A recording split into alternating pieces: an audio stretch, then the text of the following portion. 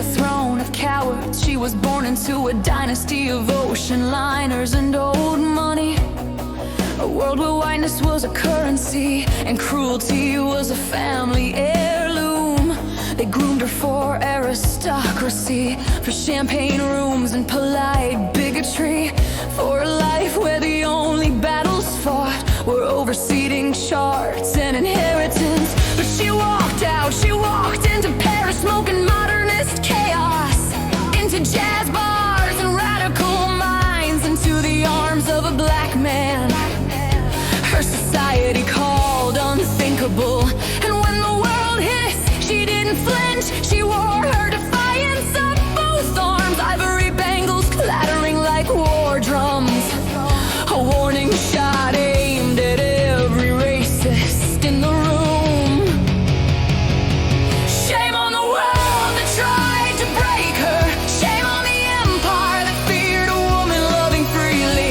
Shame on the cowards who hid behind lineage and law. Shame on every hand that upheld segregation, every voice that mocked, erased, or silenced. She gave up her fortune to expose your rot, and you repaid her with exile.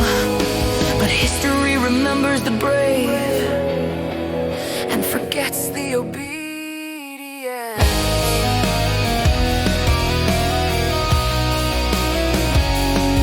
The anthology that made white supremacy tremble. She didn't just love a black man, she listened to him, she learned from him. She let the truth rearrange her bones, and then she built a weapon, an 855-page indictment of racism, colonialism, lynching empire, a ledger of black brilliance white society refused to acknowledge. She published the voices you tried to bury, Langston Hughes, Zora Neale Hurston, W.E.B. Du Bois, Claude McKay, and she forced white audiences to look at the bodies hanging from trees they pretended not to see.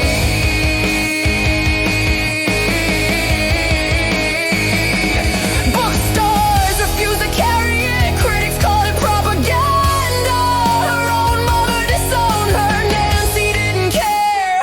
She was too busy dragging the truth into daylight. Shame on the wall that tried to break her. Shame on the empire that feared a woman who refused silence. Shame on the nations that hid behind civility while fascism marched across continents.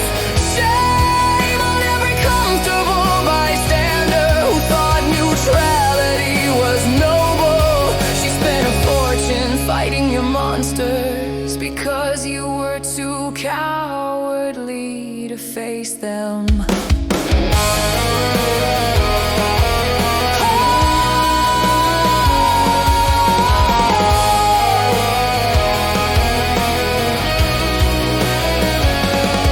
The war zones where she chose to stand alone, when Mussolini bombed Ethiopia, she went. When Franco slaughtered Spain, she went. When fascism spread like a plague, she followed it into the fire, with nothing but a pen and a spine made of iron. She documented atrocities your government ignored. She fed refugees your borders rejected. She stayed in occupied France when Nazis marched in, because running was for people who could live with themselves. She could end the price she paid for telling the truth. She died poor, she died forgotten, she died in a world that rewards obedience and punishes courage. Her mother died wealthy and adored. Nancy died hungry and alone.